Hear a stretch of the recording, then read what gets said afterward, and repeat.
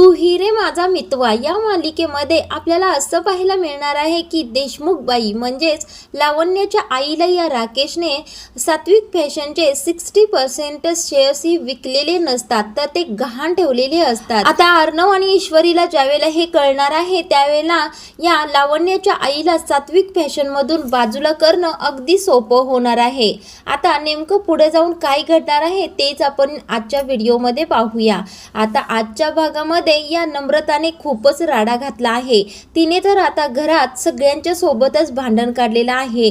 या वल्लरी मामी सतत या नम्रताचं कान भरत असतात आणि ही नम्रता त्यांच्या सांगण्यामध्ये आलेली आहे। अखेर नम्रताने ईश्वरी बरोबर भांडण काढलेलंच आहे। आता नम्रताला ऑफिसमध्ये काय घडलं आहे याची थोडी सुद्धा कल्पना नसते। आता या देशमुख बाईंची म्हणजेच लावण्याच्या आईची सात्विक फॅशनमध्ये एंट्री होऊन तिने तर अर्णवच्या सगळ्या कष्टावर पाणी फिरवलेलं असतं, हे नम्रताला माहीतच नसतं। आता आकाश सतत ऑफिसमध्ये बिझी असतो आणि ईश्वरी सुद्धा ऑफिसला जात असते, त्यामुळे घरातील सगळी कामं या नम्रतालाच पाहावी लागत असतात।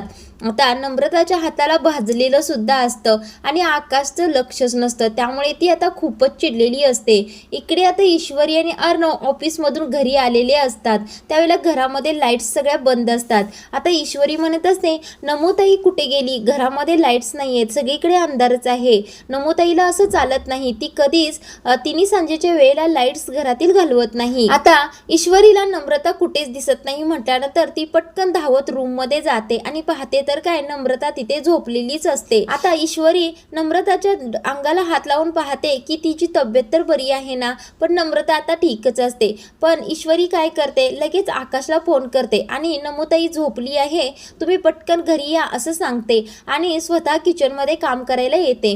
आता ईश्वरी ज्यावेळेला किचन मध्ये असते त्यावेळेला आजी तेथे येतात। आजी ईश्वरीला म्हणत असतात अगं ईश्वरी तू एवढ्या वेळाने किचन मध्ये काय करत आहेस। त्यावेळेला आता ईश्वरी म्हणत असते अहो आजी घरामध्ये आले, दिवाबत्ती केली आणि आता स्वयंपाकाचं बघत आहे, मी पटकन सगळ्यांच्यासाठी स्वयंपाक बनवते। आजी म्हणत असतात अगं तू इथून पुढे आता स्वयंपाक कधी करणार, नम्रता कुठे गेली, नम्रताने स्वयंपाक केला नाही का। त्यावेळी ईश्वरी म्हणत असते नाही आजी, तिची तब्येत बरी नाही आहे, ती झोपली आहे। आता इकडे वल्लरी मामींनी एवढंच ऐकलेलं असतं, याचाच फायदा घेऊन आता वल्लरी मामी पुन्हा नम्रताकडे जातात आणि नम्रताकडे जाऊन पुन्हा तिचे कान भरायला सुरू करतात। नम्रता करत रूम मध्ये गेल्यानंतर वल्लरी मामी पाहतात तर काय नम्रता चक्क अंगावर घेऊनच झोपलेली असते। आता नम्रता वल्लरी मामींना पाहून पटकन उठून बेडवरून खाली उतरते आणि म्हणते आई तुम्ही ते काय करता। आता वल्लरी मामी म्हणत असतात तिने सांजेच्या वेळेला घरात लक्ष्मी येते आणि आमच्या घरची लक्ष्मी अशी का झोपली आहे। त्यावेळेला नम्रता म्हणत असते अहो आई काही नाही, अशीच पडली होते मी। त्यावेळेला आता वल्लरी मामी पुन्हा ईश्वरी बद्दल वाटेल ते सांगायला सुरू करतात। त्या म्हणत असतात अरे वा छान आहे की तू आता असं दिवसभर कामं करून इथे थकून भागून झोपली आहेस आणि ती ईश्वरी तुझ्या सगळं कामाचं श्रेय स्वतःच घेत आहे। आईंच्या बरोबर बघ जा किती छान गप्पा मारत आहे आणि आई सुद्धा तिच्या बरोबर खूपच छान गप्पा मारत आहेत। आता वल्लरी मामी पुन्हा ईश्वरी बद्दल वाटेल ते सांगायला सुरू करतात, तुझ्या एवढं हाताला भाजलं आहे, तुझी चौकशी तरी कोणी केली का, तुझ्याकडे या घरामधील कोणाचंच लक्ष नाहीये नम्रता, वेळच्या वेळेला तू स्वतःबद्दल आवाज उठव, नाहीतर ही लोक तुला घरामध्ये कामवाली बाईच करून ठेवतील। असं वाटेल ते नेहमीप्रमाणेच वल्लरी मामी नम्रताचं कान भरत असतात। आता मात्र इकडे हॉलमध्ये ईश्वरी भाजी निवडत बसलेली असते आणि सोबत अंजली आणि आजी सुद्धा असतात। आता या सगळ्यांच्या छान गप्पा चाललेल्या असतात। ईश्वरी म्हणत असते आजी तुम्ही जी मला लोणच्याची रेसिपी शिकवली आहे ती मी उद्या करणार आहे। त्यावेळेला आजी सुद्धा म्हणत असतात हो अगं ईश्वरी बनव ना, माझ्या सासूबाईंनी मला ती शिकवली होती आणि आता मी तुला शिकवली आहे। आता या सगळ्या गप्पा चाललेल्या असतात ते पाहते नम्रता। आता नम्रता एवढी चिडलेली असते की पटकन ईश्वरी समोर येते आणि तिला म्हणते ईशू तुझं मात्र छान चाललंय हा, दिवसभर मी काम करायचं आणि आता येऊन तू या सगळ्यांशी गप्पा मारत बसायच्यास। आता इकडे नम्रता ईश्वरीला वाटेल तसे बोलत असते, ती म्हणत असते तू एक नंबरची नाटक करतेस बघ, नुसती नाटकी आहेस, ऑफिसमध्ये तुला जायची काय गरज होती बरं, माझ्या हाताला भाजला आहे याची कुणी चौकशी सुद्धा केलेली नाहीये। त्यावेळेला ईश्वरी म्हणत असते अगं नमूताई तुझ्या हाताला भाजला आहे, दाखव भाऊ मला। त्यावेळेला आता म्हणत असते उगीच आता दिखावा करू नकोस, कारण तुला दिखावा करायची तर सवयच आहे। त्यावेळेला आता नम्रता पुन्हा आकाशला म्हणत असते अहो आकाश सगळ्यांचं राहू दे, पण तुमचं काय, तुम्ही तर माझ्यात लक्ष देता का? सकाळी उठलात आणि लगेच घाईघाईत ऑफिसला गेलात. तुम्हाला तर माहीत आहे का माझ्या हाताला भाजलं आहे ते, आणि तुम्ही मला आज काय प्रॉमिस केलं होतं? त्यावेळेला आता मामा पटकन नम्रताकडे पाहतात, आकाशकडे पाहतात आणि म्हणतात, आकाश तू हिला काय प्रॉमिस केलं होतंस बरं? त्यावेळेला आता आकाश शांतच उभा राहतो. आता नम्रता म्हणत असते, यांनी मला आज मूवी बघायला न्यायचं प्रॉमिस केलं होतं, पण हे तर दिवसभर ऑफिसमध्येच आहेत, आत्ता घरी येत आहेत, मग आता आम्ही कुठे जाणार? माझं लग्न झाल्यापासून मला फक्त घरामध्ये स्वयंपाक करण्यासाठीच ठेवली आहे, कुणाचंही माझ्याकडे लक्षच नाही आहे. आम्ही दोघे लग्नानंतर पहिल्यांदा फिरायला गेलो, तेही जिजू आणि या इशू बरोबरच. या दोघांची काय गरज होती बरं? आम्ही दोघांनी आता कुठं फिरायला सुद्धा जायचं नाही का? आता हे ऐकल्यानंतर आर्नवला थोडंसं नम्रताचं वागणं विचित्रच वाटत असतं. आर्नव मात्र शांतच उभा असतो. आता वल्लरी मामींच्या मनात मात्र खूपच आनंद झालेला असतो, कारण त्यांनी टाकलेली ठिणगी बरोबर योग्य ठिकाणी पडलेली असते. नम्रता एवढी तापलेली असते की सगळ्यांनाच उलट बोलायला सुरू करते. आता मात्र नम्रता थोडासा राग शांत करते. आता इकडे नम्रताने मूवीचा विषय काढल्यानंतर ईश्वरी म्हणत असते, अगं नमुताई आत्ता जा ना तुम्ही मूवीला. त्यावेळेला आता ईश्वरीवर पुन्हा नम्रता चिडते आणि म्हणत असते, तुला काय वाटते मी लहान मुलासारखं हट्ट करते का? आणि आता मला घालवून तू स्वतः मोठी होत आहेस का? त्यावेळेला ईश्वरी म्हणत असते, अगं नमुताई तू असं काय बोलत आहेस? तुझा काहीतरी गैरसमज झाला आहे. त्यावेळेला नम्रता म्हणत असते, माझा काही सुद्धा गैरसमज झालेला नाहीये. तुला जाऊ नको होती तर तुला घरामध्ये एक कामवाली बाईच हवी होती, म्हणूनच मला लग्न करून या घरामध्ये आणलंस. आता हे ऐकून आजी आणि ईश्वरीला थोडंसं वेगळंच वाटत असतं. आता इकडे आजींना नम्रता म्हणत असते, आजी तुम्ही घरातील मोठ्या आहात, मग तुम्हीच ठरवा आता माझं कुठं चुकतंय का? त्यावेळेला आजी नम्रताला समजूत घालतच म्हणत असतात, नम्रता तू अजिबात चुकत नाहीयेस, आणि घरातील सुनेने सगळा अन्याय सहन करून तिच्याबरोबर ज्या गोष्टी घडतात त्या मनामध्ये ठेवून गप्प राहावं अशी माझी अजिबातच इच्छा नाही. पण तू तुझ्या मनातील राग व्यक्त केलास हे सुद्धा बरोबर आहे, पण ईश्वरी तुझ्या बरोबर अशी काहीतरी वागत आहे हे आम्हाला पटत नाही.